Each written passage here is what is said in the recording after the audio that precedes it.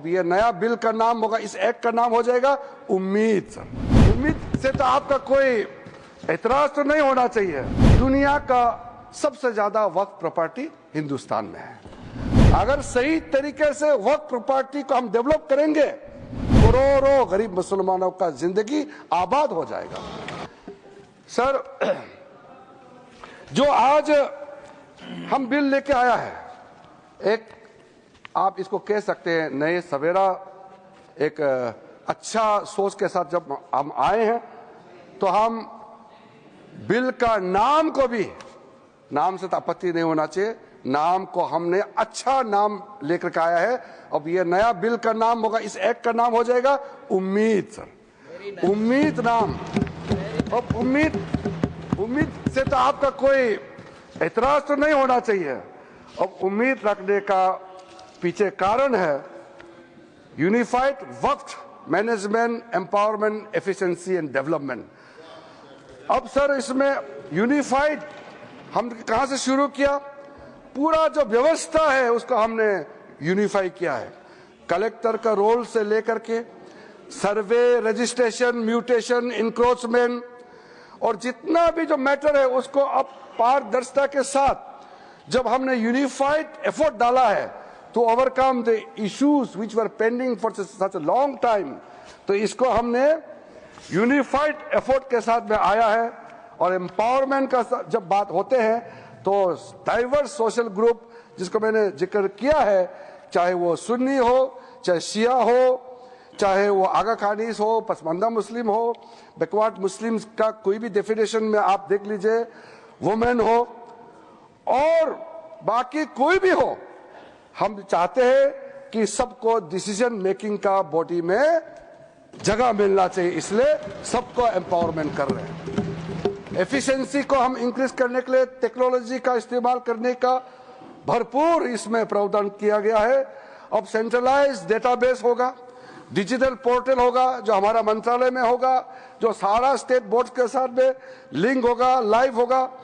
वक्फ property का continuously registration, trekking, compliance, पूरा manual अगर गड़बड़ होता है उसका भी ट्रैकिंग करने के लिए, ब्यूरोक्रेटिक डिले हो रहा है, किसके टेबल में डिले हो रहा है उसका भी जांच करने के लिए पूरा व्यवस्था करके हमने एफिशिएंसी को टारगेट दिया है।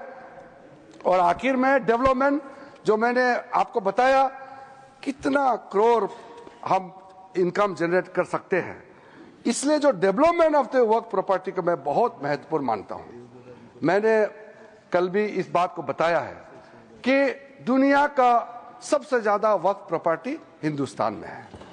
और कई लोगों ने कहा कि डिफेंस, रेलवेज के बाद तीसरा डेटा बैंक देखा जाएगा तो वक्फ प्रॉपर्टी, जो लैंड प्रॉपर्टी जो है वक्फ बोर्ड के पास है। मैं उसको थोड़ा संशोधित करके बताना चाहता हूं, ये तीसरा नहीं है। दुनिया का सबसे ज्यादा लैंड प्रॉपर्टी नंबर 1 वक्फ बोर्ड के पास है हिंदुस्तान में, ये थर्ड नहीं है। क्योंकि डिफेंस और रेलवे को आप प्राइवेट प्रॉपर्टी के हिसाब से आप इसको गिनती नहीं कर सकता है, ये देश का प्रॉपर्टी है। इसलिए जब इतना प्रॉपर्टी हमारा देश में है, इसमें किसी को आपत्ति नहीं होना चाहिए। लेकिन आपत्ति तब होता है जब दुनिया का सबसे ज्यादा प्रॉपर्टी मुसलमानों के नाम में वक्फ प्रॉपर्टी हमारे देश में है और करोड़ों जो हमारे बहनाई हैं, गरीब मुसलमान हैं, उसको कोई फायदा नहीं मिल रहा है इतना प्रॉपर्टी। तो ये प्रॉपर्टी किस काम का? करोड़ों का प्रॉपर्टी कोई, मैं तो देखा हूं, मैं ये मंत्रालय संभालने का बाद भी और पहले भी कई वक्त प्रॉपर्टी है या संस्थाएं हैं बाहर में, बहुत गरीब अवस्था में भीख मांगने वाला भी मैंने देखा है। क्यों काम नहीं आ रहा है? अगर सही तरीके से वक्त प्रॉपर्टी को हम डेवलप करेंगे तो मैं कह सकता हूं अगले 3-4 साल के अंदर में करोड़ों गरीब मुसलमानों का जिंदगी आबाद हो जाएगा। थोड़ा सा अगर आप योगदान करेंगे, सब मिलकर के हम काम करेंगे तो क्यों नहीं कर सकते हैं। इसी मंशा के साथ हम यहां आज इस सदन में आए हैं। हमारा टारगेट जो है बहुत ही क्लियर है। 2013 में दूसरा प्रावधान जो चेंज किया था उसको हम लोगों ने क्या बदलाव किया है वो आप भी हमारा समर्थन करेंगे। वक्फ प्रॉपर्टी जो है ये तो आप जानते ही है, इसको कोई भी प्रॉपर्टी हो उसका एक टाइटल होने के लिए कोई डॉक्यूमेंट चाहिए, कोई रजिस्ट्रेशन चाहिए, कोई प्रूफ तो चाहिए। अगर वक्फ बाय यूजर के नाम में अगर हम वर्बली कह देंगे कि इतने साल पहले 500 साल पहले हमारा बाप दादा या फलाना फलाना ने ऐसे किया था, ये जमीन ये हमारा वक्फ जमीन है, तो ठीक आप क्लेम कीजिए, मगर कुछ तो दिखाना पड़ेगा सर, कुछ डॉक्यूमेंट होना पड़ेगा। तो वक्फ बाय यूजर ये जो हमने ऐसे आप आर्बिट्ररी नहीं कर सकता है। साथ साथ सेक्शन 40 में वक्फ बोर्ड किसी भी जमीन को अगर क्लेम करता है तो सीधा सीधा वक्फ बोर्ड डिक्लेयर किया जाता था, उसको हमने हटा दिया है। ये बहुत जरूरी था। अदरवाइज इसके बाद अगर आप 2013 में कितना वक्फ प्रॉपर्टी था, आज 2025 में कितना वक्फ प्रॉपर्टी का संख्या में जंप हो गया, तब आप पता चलेगा कि ये सेक्शन का कितना इसका दुरुपयोग किया गया है। लेकिन साथ साथ में हम लोग ने संरक्षण भी दिया है कि वक्फ बाय यूजर में जो वक्फ प्रॉपर्टी ऑलरेडी रजिस्टर्ड है, जो सेटल्ड केस है, हम उसको रेट्रोस्पेक्टिव जाकर के उसको हम छेड़छाड़ नहीं करेंगे। ये प्रोस्पेक्टिव इफेक्ट होगा। हाँ, अगर कोई डिस्प्यूटेड है, कोर्ट में पेंडिंग है, बातचीत चल रहा है, डिस्प्यूटेड है, तो जाहिर सी बात है सर कि कोर्ट का अधिकार को तो हम यहां खत्म नहीं कर सकता है। तो इसलिए unless the property is disputed, all those land, those property, work property which are registered, which has a proper documentation, they will remain so, और इसका अधिकार राज्य सरकारों का है।